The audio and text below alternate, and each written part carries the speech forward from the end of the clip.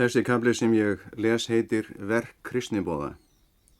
Yfirskrift kaflans er: En ver þú algáður í öllu, þó lílt, gjör verk trúboða fulla þjónustu þína. Norska lúterska Kína kristniboðssambandið heitir það kristniboðsfélag Normanna sem fyrst hóf störf austur í Kína. Það var árið 1892. Nú vinna yfir 80 kristniboðar á vegum þessa eina félags í Mansjúríu og í Kína.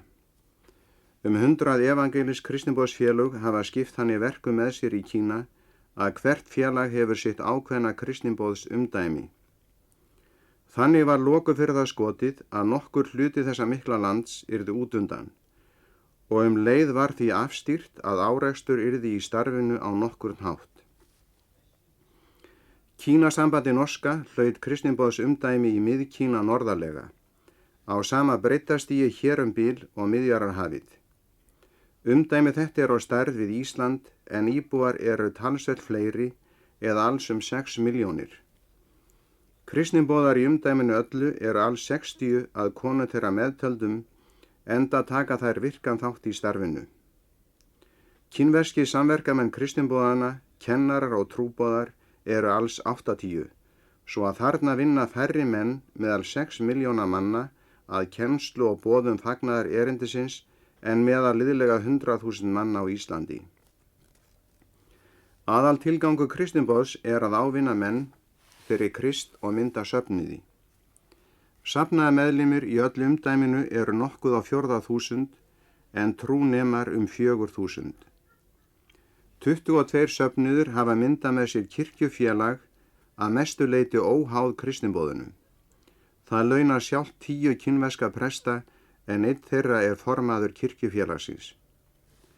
Söfnuðirnir sjá að mestu leyti sjálfir fjármál sín, safnaða samkomur, sunnudagsskóla og barnafræðslu. Starfsmenn sína fá þeir úr skólum kristniboðsins. 2 æskuliðsskólum, annar er fyrir stúlkur og hinn fyrir pilta, 2 trúboða og kennaraskólum og prestaskólunum. Talsvert er unnið að líknarstarfi í öll umdæmi Kínasambandsins norska. Í Lahúkó, stærsta bænum, er allstórt sjúkrahús. Í sambandi við það er hjúkrunarskóli fyrir pilt og stúlkur. Í bæ skammt þaðan var stofnaður blindraskóli fyrir mörgum árum. Eins og landinu hefur verið skipt í kristniboðsumdæmi, þannig hefur kristniboðsumdæmanum aftur verið skipt í stöðvarumdæmi sem samsvara til prestakall á Íslandi. 10 stöðvarumdæmi og jafnmargar aðalstöðvar eru í kristniboðsumdæmi Kínasambandsins norska. En ég hefi unnið á vegum þess síðan 1921, kostaður þó að miklu leyti af sambandi íslenska kristniboðsfélaga. Í 8,5 ár hafði ég umsjón með starfinu í einu stöðvarumdæminu. Skal nú sagt frá því nánar, ekki vegna þess að það væri neitt fyrirmyndastarf, heldur af því að það var rekið með sama hætti og í hinum stöðvarumdæmanum öllum. Enda var ein yfirstjórn í kristniboðsumdæminu og starfið allt vel skipulagt. Stöðvarumdæmi mitt er heil sýsla sem heitir Tengsín eða Tengsýsla. Þessi sýsla er öll rennislétt flattneskja og er yfir að líta eins og einn akur. Hvergi er mishæðir að sjá á þessari sléttu og frjósemi landsins er afar mikil. Jarðvegurinn er 40 feta djúpur og sumstaðar er ekki botn að finna, það er að segja að aldrei er grafið svo djúpt niður að menn rekist á sand eða grjót. Landið er afar vel ræktað, hver smáblettur hefur verið tekin í ræktun og það svo vel að hvergi er grasstrá að sjá í allri sýslunni nema á gröfum framliðina og á vegabrúnum. Hver smáblettur er tekin undir akur. Enda eru Kínverjar mesta akuryrkju þjóð heimsins, 80 af 100 af þessari fjölmennu þjóð lifa á akuryrkju. Eins og gefur að skilja eru ferðalög svona sléttu ekki erfið frá náttúrunnar hálfu, því að ekki eru fjöllin til hindrunar. Vegir eru þó slæmir, þegar þurrkar eru þeir grjótharðir. Myndast þá oft á þeim glerhart hrúður líkt og yfirborð á hrauni, svo að hristingu getur orðið all óþægilegu fyrir þá sem sitji í vögnum. en annars er sýslan hæg yfirferðar. Þó er undantekning á rigningatímum. Þegar rignir fara kynverar alls ekki út úr húsum, heldur halda sig inni. Enda er þá erfitt að ferðast vegina, þeir eru eins og áður er getið, eingöngu úr mold og þar finnst ekki sandkorn. Eins og gefur að skilja verður færðin ekki góð í rigningartíð, því að þá breytast allir vegir í leðju sem loðir við fætur manns og er engu líkara heldur en að maður gangi í grænsápu. En svo strax þegar þornar verða vegirnir á ný harðir eins og storki hraun.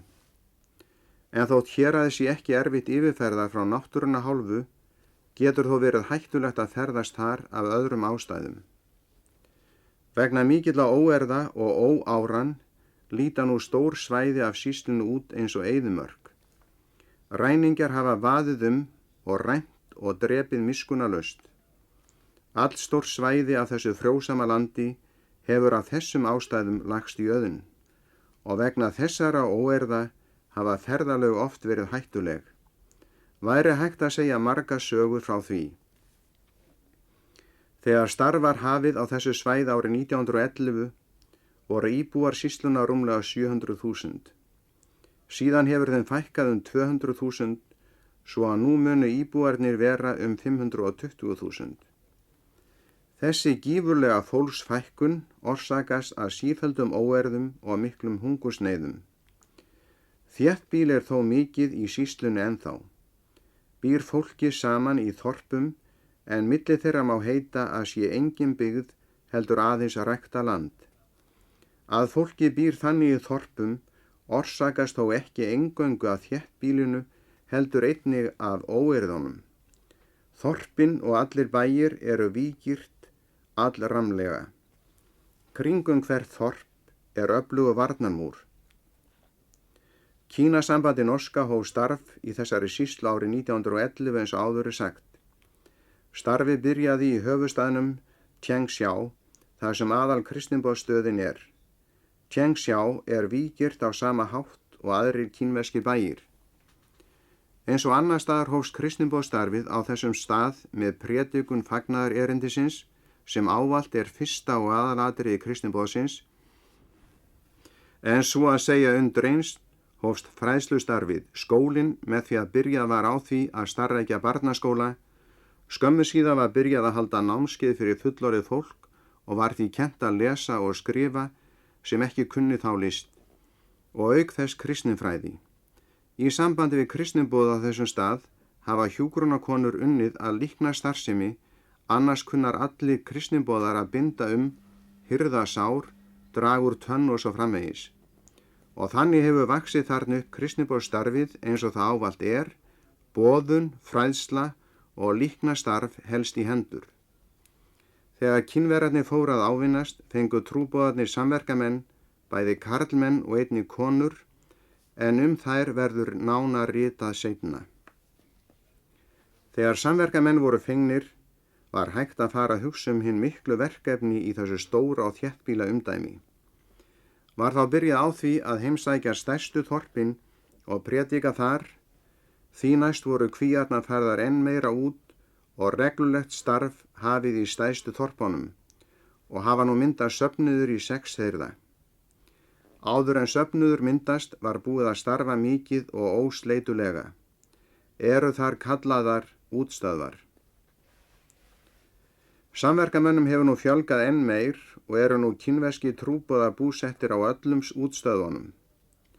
Hlutverk þeirra er að líta eftir starfinu þar og jafnframt halda samkomur á vissum stöðum nálægt stærstu þorpunum. Þeir staður eru nefndir prédikunastöðvar. Starfið á þeim hefur byrjað á þann hátt að trúboðarnir komu þangað í heimsókn með tjöld og héldu þar samkomur í 3 vikur samfleytt eða mánuð. Þegar þeir svo flutti sig til að starfa annar staðar, sleppti kristinboð ekki hendin af þessum stöðum, heldur sáum að starfið yrði þar áfram. Á aðalstöð og 2 útstöðum eru sjálfstæði söfnuðir sem tilheyra kirkjufélaginu kínverska og borga árlega til þess félags fé sem varið er til að launa kínverska presta. Á þessum stöðum þarf Kristniboðsfélagið engu fé að eyða því það hefur náð tilgangi sínum sem að stofna sjálfstæða söfnuði. Það getur því snúið sér að nýjum aðkallandi verkefnum. Í söfnuðunum öllum í umdæmunum aðeins rúmlega 800 meðlimir af 520.000 íbúum.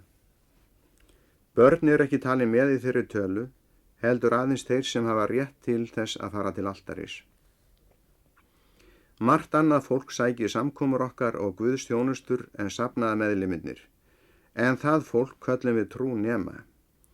Þó því aðeins að það komi jafnaðarlega á samkomurnar og sæki auk þess námskeiðin sem haldin fyrir það sérstaklega.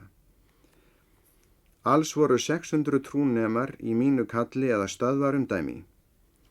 Í kristniboðsstarfinu mikil áhersla lögð á fræðsluna svo að safnaði meðlimirnir verði vel að sér í kenningum kristindómsins af því að trúalífinu sjálfu svo mikil nauðsyn á því. Á aðalstöðinni Tjengsjá og á útstöðvanum öllum reka söfnuðirnir barnaskóla. Þó ekki alveg upp á eigin spýtur heldur með nokkurum tilstyrk kristniboðsvina á Íslandi. Þar sem starfið gengur best kennslustund á undan hverri guðsþjónustu eða samkomu. Mæta trúnemar og safnaði meðlimir þá einni klukkustund áður en samkoma byrjar og fara þá fram yfirheyslur og samræður andleg efni. Oft gætir ótrúlega mikils áhuga hjá fólkinu fyrir fræðslustundum þessum. Það verður unun þess að læra og íhuga Guðs orð og það hlakkar alla vikuna til sunnudagsins. Þá haldin að minnstakosti 2 námskeið á ári á aðalstöðinni í Tjengsjá og útstöðvanum 6. Eitt fyrir konur og annað fyrir karlmenn. Þau standa yfir í 1 mánuð venjulega. Talið að í sýslunni allri kunni ekki nema hér bil 4 konur af 100 að lesa en 15 karlmenn. Mikil áhersla því lögð á lestrarkennslu á námskeiðunum. Aðal námsgreinin verður þó alltaf hver og biblíusögur.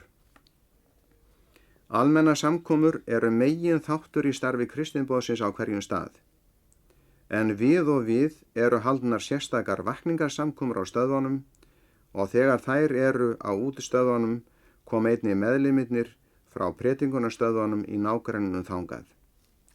Þessar vakningarvikur einnig haldnar til þess að uppörva hina kristnu og kynna þá hverja öðrum. Eins og gefur að skilja oft erfitt fyrir þá að lifa svona dreifðir meðal heiðingjana sem yfirgnæfandi. Það því mikil þörf á að hinni kristnu geti sést við og styrkt hver annan. Enda þessar vikur hátíðisdagar og gleðidagar fyrir marga sem einin með trú sína. Auk þess einu sinni á ári haldin vakningarvika. Fyrir allt þetta umdæmi og hún haldin á aðalstöð koma þá þangað allir trúaðir menn og trúnemar úr öllu umdæminu sem á nokkurn hátt geta komið því við. Næsti kafli heitir Konan sem vitnaði. Yfirskrift hans þessi orð, en úr þessum bæ trúðu margir af samverjunum á hann fyrir orð konunnar sem vitnaði. Frá elstu tímum kristninnar hafa konur oft og einatt orðið fyrsta til að veita fagnaðar erindi viðtöku. En á frákvæðstímum síðastar allra snúið baki við því. Konur hafa verið útilokaðar frá flest öllum embættum kirkjunar, en þó voru þær í verki með Jesú og apostolunum og hafa síðan tekið virkan þátt í starfi hinna kristnu safnaða, bæði inn á við og út á við, einkanlega þó á síðari tímum. Ekki tók til dæmis norskt kristniboðsstarf verulegum framförum fyrr en konur fór að mynda með sér félagsskap því til styrktar. Það þúsundir lítilla trúboðsfélaga kvenna Noreg endilangan sem eiga drýgstan þátt í því að Norðmenn geta nú kostað 3000 kristniboða til starfs í heiðnum löndum. Á okkar landi trúboðsfélag kvenna í Reykjavík elsti trúboðsfélagskapur landsins og nú orðin 34 ára gamall. En konur hafa ekki látið þar við sitja. Þær hafa sjálfa farið til kristniboðslandana og lagt líf sitt í sölurnar. Þær hafa unnið þar sem trúboðar, kennarar, læknar eða hjúkrunarkonur. Þær vinna því þarft verk, ekki síst í Kína, þar sem svo mikil aðgreining er gerð á karli og konu. Á fyrstu árum kristinboðsins í Kína máttu konur yfirleitt ekki sýna sig á mannamótum eða þar sem margt karlmanna var samankomið. Lengi framan af var konum stíjað frá í kirkjunum, fortjald mikið hengt á milli sæta þeirra og karlmannana, þó svo að þær gátu séð ræðumanninn. Verkefni kventrúboðanna var því eðlilega frá fyrstu aðalega á meðal kvenfólksins. Kventrúboðarnir heimsækja sínar kínversku systur á heimilunum þeirra og segja þeim frá Jesú, halda sérstakar samkomi fyrir þær og námskeið. Á okkar aðalstöð í Tianxiao eru til dæmis haldnar 2 samkomur á viku fyrir kvenfólk 1 og 2-3 mánaðar námskeið á ári. En þar hefur verið norskur kventrúboði í verki með okkur, þó hefur þetta starf á aðalstöðinni oft hvílt á konunni minni, en kventrúboðin starfað á útstöðunum. Yfirleitt taka konur kristinboðana mikinn þátt í starfinu, enda eru þær oftast til þess kallaðar og hafa fengið sérmenntun til þess. Það er erfitt verk að kenna kínverskum konum. Ekki svo að skilja þær séu trégáfaðar, því það eru þær sjaldnast. En þær hafa flest allar, þar sem við erum að minnstakosti í Húnan héraði, farið gjörsamlega á mis við allt bóknám og alla skólamenntun, svo að talið er að ekki kunni nema 2-4 af 100 að lesa. En það er ekki auðhlaupið að því að fara að kenna fullorðnu fólki að lesa kínverska letrið. Í starfi sínu njóta kventrúboðarnir aðstoðar kínverskra samverkamanna engu síður en við karlmennir. Auk barnaskólana var snemma farið að stofna skóla með það í huga að hægt yrði að setja efnilega stúlkur til mennta. Unglingaskóla, gagnfræðaskóla, kennaraskóla og biblíu- og trúboðskóla. En öllum þessum skólum veittu kventrúboðarnir forstöðu. Í sjúkrahúsum kristinboðsins hefur líka mesti fjöldi kínverskra stúlkna numið hjúkrunarfræði. Kínverjar þykja góðir námsmenn. Stúlkurnar eru engur eftirbátar. Enda sýnir það sig að í kristinboðinu gegna kínverskar konur orðið ýmsum trúnaðarstörfum og svo er það einnig í kínverskum kirkjufélögum sem óháð eru orðin kristinboðinu. Algengasta verkefni kínverskra kvenna sem taka virkan þátt í kristinboðinu er eiginlega hið sama og kvenkristniboðana, en eru til aðgreininga frá þeim kallaðar biblíukonur. Í Tianxiao hafa undanfarið verið 4 aðstoðabiblíukonur, 3 fastráðnar, árslaun þeirra er ekki nema 150 krónur íslenskar. Það er því vel tilfallið að einstaki kristinboðsvinir eða smá félög seti sér það verkefni að launa eina biblíukonu eða 1 trúboða sem ekki kostar nema 70-100 krónur meira. Þeir sem gefa sig að kristinboði verða vist aldrei atvinnulausir, allra síst kventrúboðar og biblíukonur. Þær fara inn á heimilin, tala þar og syngja fyrir kvenfólkið og börnin og bjóða því á samkomunnar sem haldnar eru reglubundið á sunnudögum og föstudögum klukkans 3 síðdegis. Auðvitað eru allir velkomni til kirkju klukkan 10 fyrir háti á sunnudögum. Á námskeiðunum kenna 2 biblíukonur, þau sækja venjulega 20-50 konur og stundum fleiri.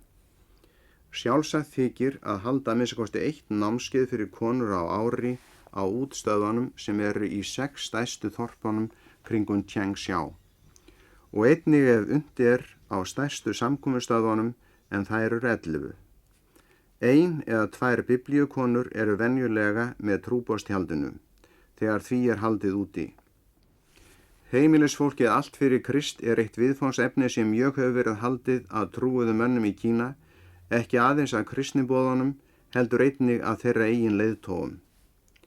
Nú er það afar forn siður í Kína að húsmæðurnar sjá guðræknis iðkanir heimilana að miklu leyti og þar, eins og með öðrum þjóðum, eru það fyrst og fremst mæðurnar sem annast uppeldi barnana og hafa trúarleg áhrif á þau. Kventrúboðar og biblíukonur vinna því þarft verk og því ánægjulegra er til þess að hugsa að þeirra starf hefur borið svo mikinn og haldgóðan árangur. Hve mjög konum hefur fjölgað í söfnuðunum síðar árin er eitt af því gleðilegasta sem við nú höfum að segja frá kristniboðinu. Á fyrsta starfsári mín í Kína voru ekki skírðar nema 12 konur í öllu umdæmi Kínasambandsins norska, en þeim smá fjölgaði alltaf svo að 10 árin síðar voru skírðar 244 konur á einu ári. Á bakvið þessar tölur liggja auðvitað ekki aðeins trúar sannfæring og reynsla hvers einstaklings, heldur einnig afar mikið fræðslustarf, því að í flestum tilfellum var það að byrja á lestri og öðrum námsgreinum barnaskólans auk kristinna fræða. Mér finnst kventrúboðarnir öfundsverðir að því leyti að þær sjá oft og einatt meiri árangur af sínu starfi en við karlmennir og hafa frá svo mörgu að segja. Auðvitað er allt kristniboð erfileikum háð og vonbrigðum, en sigurvinningar þess eru yfirgnæfandi og það ekki síst á meðal kínverskra kvenna. Auk beinnar þáttöku kristinna manna í Kína í kristniboðsverkinu sjálfu láta þær mjög til sín taka í sjálfboðastarfi safnaðana svo sem í sunnudagaskólunum, í kvenfélögum og í samkomuhöldunum öllum. Þær kenna börnunum að biðja og sjáum að þau læri hveri sitt, þær vitna fyrir vinkonu sínum og ganga hús á milli til þess að hvetja konur og stúlkur til að sækja skóla eða námskeið eða samkomur kristinboðsins. Því á það nú við fjölmarga Kínverja sem sagt í 4. kapítula Jóhannesar Guðspjalls samverja að þeir hafi komið til trúarinnar fyrir orð konunnar sem vitnaði. Næsti kafli sem ég les heitir Ferðalög í upplendum Kína. Yfirskrift kaflans er: Jafnvel þótt ég fari dimman dal, óttast ég ekkert illt, því að þú ert hjá mér. Miðjan septembermánuð var ég komin aftur til Tianxiao, en einn minns liðs. Fjölskylduna var ég að skilja eftir í Lahukou, miðja vegu milli Haixiang og Tianxiao. Við erum að bíða eftir því að vegir yrðu færir. Það var útlit fyrir að sveita og bæjarstjórnum sýsluna myndi takast að semja frið við helstu ræningja leiðtogana. Enda var það ofan á. Í byrjun mánaðarins sótti ég fjölskyldan til Lahukou. Var það allt sögulegt ferðalag eins og reyndar oft vill verða ef maður ferðast eitthvað í Kína. Til Lahukou eru 60 kílómetrar og þótti mér fulllangt að ganga þangað á einum degi. En hvergi er öruggt að gista á þessari leið vegna ræningja umferða sem eru mestara næturlagi. Fyrsta daginn gekk ég aðeins 15 kílómetra og leitaði mér næturgistingar í víggirtu þorpi. Fekk ég þar bestu viðtökur enda eru Kínverja gestristin menn og greiðviknir. Mér var að vísa til herbergis á 3. hæð í vígturni þorpsins. Turna þessir eru mjóir en háir venjulega 5 eða 6 hæðir. Á ófriðatímum halda vopnaðir menn vörð efst í turninum dag og nætur. Miðja nótt hófst áköf skotríð, en rauðu bjarmi lék vegginn fyrir ofan flatsængina sem ég lá í. Morgunin sáust þess glögg merki hvers konar ófögnuður hefði verið á ferðinni í náttmyrkrinu. Nokkur 100 ræningjar höfðu lagt næsta þorp í eyði, lagt eld á húsanum og haft allt fémætt á brott með sér. Eins og þeirri síður höfðu þeir tekið marga fanga og gefið svo kost á að láta á lausa fyrir ærið fé. Fangarnir sæta hræðilegri meðferð, láta ræningjarnir fara sögur að því til þess að skylduliðir hraði sér og greiði lausnargjald. Ég komst á næsta degi til Lahukou, en ekki fann ég ástæðu til að segja konunni minni frá því sem fyrir mig hafði borið fyrr en við vorum komin aftur. Þessa sömu leið heil á húfi til Tianxiao. Vagnarnir lögðu af stað á undan okkur frá Lahukou og ætluðum við að ganga miklu skemmri leið og ná vögnunum aftur. En svo illa vildi til að ökumenninni fóru allt aðra leið en til var ætlast. Við náðum ekki vögnunum fyrir eftir 3 stundar hraðan gang. var það talsverð áreynsla því að heitt var í veðri og við bárum bæði börnin og ýmislegt smádót. Þennan dag komumst við aðeins til Mengjaló, 25 kílómetra. Þótt okkur ekki öruggt að halda lengra eftir að degi var farið að halla. Í Mengjaló er ágætt vígi, en skammt er þaðan til aðalstöðvana þar sem vestur ræningjaflokkarnir eru. Nóttina heyrðum við skot, en það þykir ekki tiltökumál í Mengjaló. Við lögðum að stað snemma morguns næsta dag. Vegurinn var illfær og gekk ferðalagi mjög seint.